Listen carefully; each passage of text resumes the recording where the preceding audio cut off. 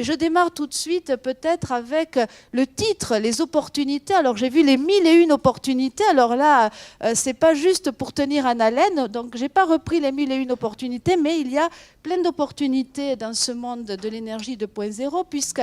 en fait, ce dont on se rend compte, et je serais ravie d'en parler avec mes collègues, c'est que sous l'effet combiné de 4 forces, qui est cette fameuse prise de conscience à l'échelle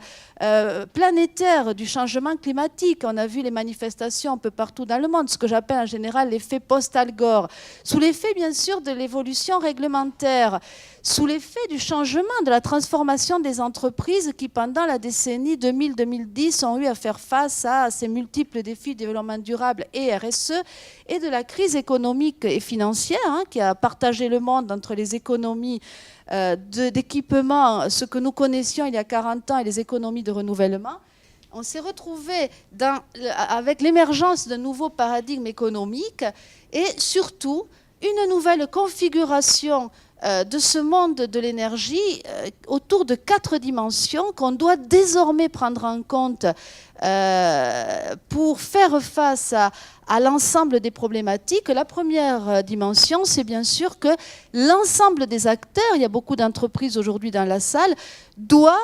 se retrouvent face à de nouveaux rôles et à de nouvelles missions, à faire de nouveaux métiers, à inventer de nouveaux modèles économiques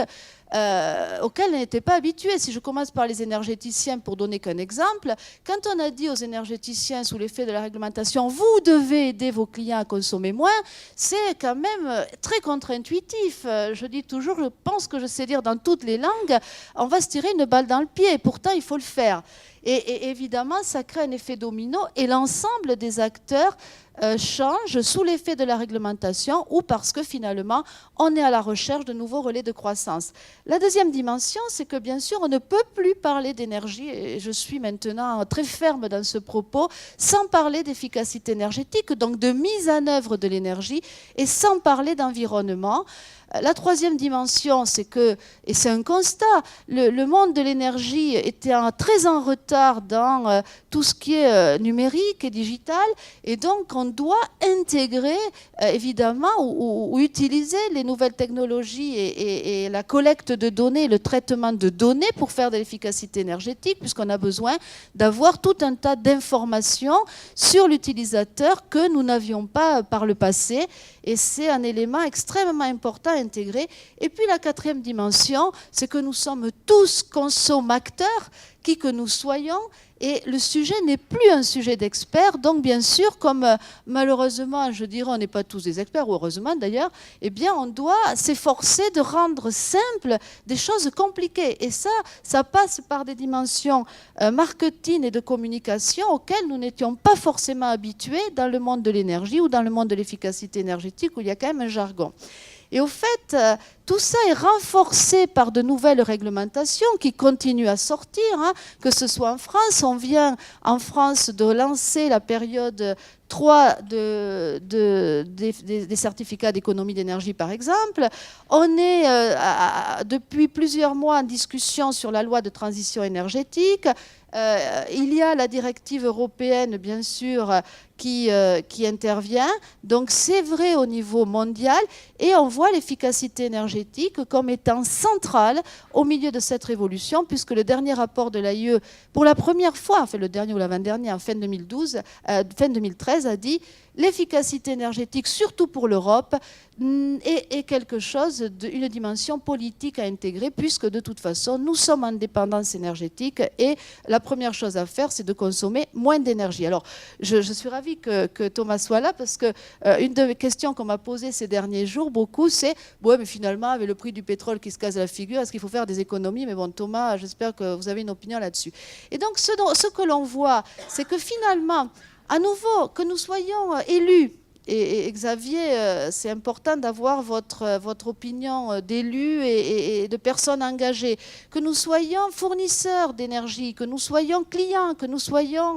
dans la filière de l'énergie ou de la rénovation énergétique, ou même entreprise, quelle qu'elle soit, en recherche de relais de croissance, eh bien, il y a de nouvelles problématiques à prendre en compte en termes de business model, de stratégie de communication, de marketing et de mise au point de nouvelles propositions de valeur pour les clients et de communication. Et ça fabrique finalement une voie nouvelle à tout un tas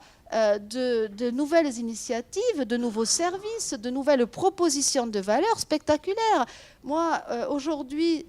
Auchan qui se positionne il y a plus de 3 ans et demi en disant « Moi, je vais créer un site pour aider mes clients à réduire leur consommation énergétique en donnant des primes, ou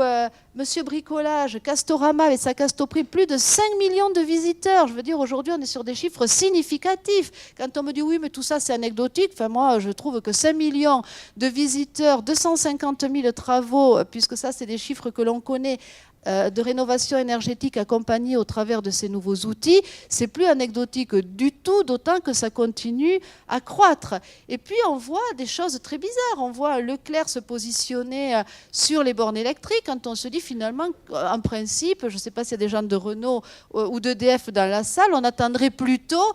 que ce soit des acteurs comme ceux-ci qui se positionnent. Donc, bien sûr, quand la loi de transition énergétique arrive, clairement, on s'aperçoit qu'en France, je discutais avec Thomas, qui n'était pas là dans les années 70, mais cette fameuse phrase qui fait partie de l'inconscient collectif avec « En France, on n'a pas de pétrole, mais on a des idées ». Aujourd'hui, c'est en train de... C'est un propos qui est en train de se transférer aux entreprises et finalement ces idées,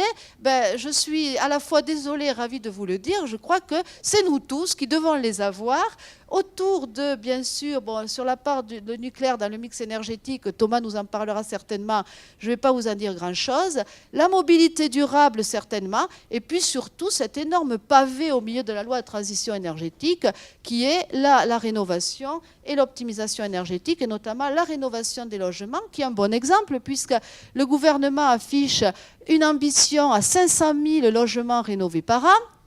sauf que on a en France, et le propos est vrai au niveau européen, 15 millions de logements qui consomment 6 à 9 fois plus d'énergie qu'un logement construit neuf, ce qui est un enjeu majeur et central, me semble-t-il, quand on recherche une économie des économies, une économie de la rénovation. Et donc, l'idée, c'est de voir comment on peut au mieux faire émerger ce marché, puisque, évidemment, personne ne se lève le matin, en tout cas, je pense, s'il y a des exemples, tant mieux, parce que je serais ravie de partager, en se disant, tiens, et si je faisais des travaux de rénovation énergétique chez moi? Et donc, au fait, je crois qu'aujourd'hui, parler d'efficacité énergétique, c'est parler, et c'est le but de la matinée, du premier levier qui sont les comportements qu'on néglige trop souvent. On a les éco-gestes, mais comment ces éco-gestes on peut les faire perdurer? Comment on peut travailler sur ces différents domaines? Et on commence à voir d'ailleurs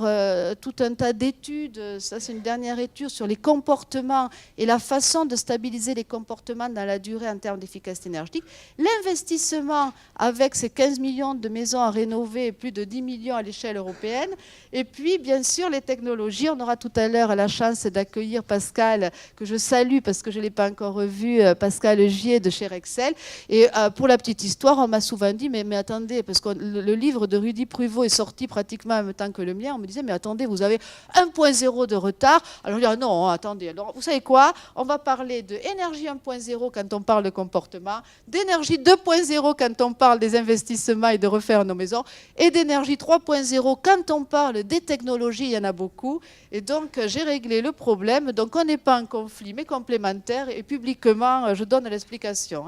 Et donc, voilà une société comme Économie d'énergie qui s'est créée après, pour moi, de façon un peu inattendue, mais en tout cas, après plus de 20 ans dans l'énergie, je suis tombée vraiment dedans très jeune avec cette idée de créer Économie d'énergie qui, à l'origine, était un site grand public d'information sur l'énergie et l'efficacité énergétique, avec des clients aujourd'hui de premier plan et beaucoup d'idées, et dans les prochains mois, des implantations à l'étranger, sachant qu'on est déjà dans quelques pays.